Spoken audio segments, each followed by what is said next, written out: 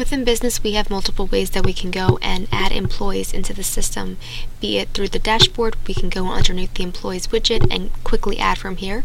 We can go to the quick add next to our name on the top menu and create an employee from here as well. Or simply go and click into employees and then employees, where we can then go and either import or add straight from here. So as you can see, once we add an employee into the system, we would go and supply a full name, an email, and a user role. Do bear in mind that if this person will not be a system user and accessing business, we would just mark this as checked, and therefore we don't have to have email required, and hence give a user role. That will disappear. From here, we can go and supply a name, an employee number if need be. If not, you can leave this blank and the system will generate its own. We can supply a birth date, a social security number that will be given to people who may view this with the correct permissions. You can add any bio and notes to go along. We can also upload a picture for that person, and if it comes to be that they were created from a candidate, we can connect that information from here. Contact info will be their phone number, email, and address. We can also go and put in their employment info, such as their start date, who their manager is, the location for where they are working, job title, division, and job type. We can also check if this will be a non-exempt employee. From here, you can also set shifts. As we can see from any of our custom fields, we can go and have any drop downs to include health plans, for example, or anything of those sorts. And also, as you can see, we have checkbox options as well as alphanumerics that will keep things encrypted. From here, we can also go underneath the send email function, where we can go and give our employees any emails, attach surveys, quizzes, assessments, and forms to go along with that. We can also change who the from is based on your permissions.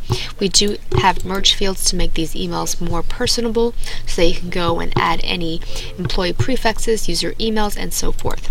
Do bear in mind that you can also use HTML for this as well. You can send emails to your employees based off search filters that you would choose for that email. You can go and attach surveys, quizzes, and assessments, as well as include merge fields within the body of your email. We also do have it where we can go and set shifts, view the work schedule, view teams, and the reporting tree. The reporting tree is very useful, that you can kind of get a sense of who is who and who works underneath that person. You can also go and receive information for each person by clicking on that tooltip right over here that'll give you some info, their emails, phone numbers, bios, and any skill sets that they may have. Do bear in mind that you can also message straight from here as well. Other features that we have underneath the Employees tab is the expenses, that we can go and view and add in any expenses, go through the queue and see if anything needs to be approved through here. We can go and create checks and update the statuses as well. Other options that we do have is to view time off, view the approval queue for that time off if need be, create mass adjustments so that if any time is put into the system that needs to be taken back or added in, we can go and create those adjustments straight from this screen. So as you can see, you can choose by the category, employee, employee status, and so forth. Other options that we do have available is the calendar, so that we can go and view specifically what days certain employees have off during the weekly view. We can also have it where we can time track. So for timesheets, we would have it here where employees can go and track their time via categories. They can select items, the different pay types, connected to a customer and an order, and even so with a task. If any notes are to be used, they can go and add them in here, and then simply put in their amount of hours for each day of the week, where at the end it will total up.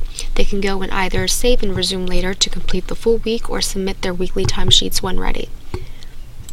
As we can see from here, we also have it where we have the approval queue, and of course through employee management you can go and manage the user roles and the user access. So from here you would be able to go and say what types of roles that this employee would have within the system, so that they can view certain portions of accounting, for example, or just see projects, create tasks, and so forth. Another thing that we can do with our employees is assign them as assignments underneath customers and so forth.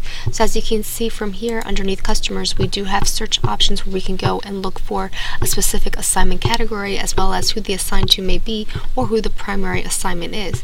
So for example, let's say we want to see who is the customer for Brian Kenny when he is the primary assignment. We can go and search underneath his name and see that, for example, one customer does show up. So we can go and kind of see who is related to which accounts within the system.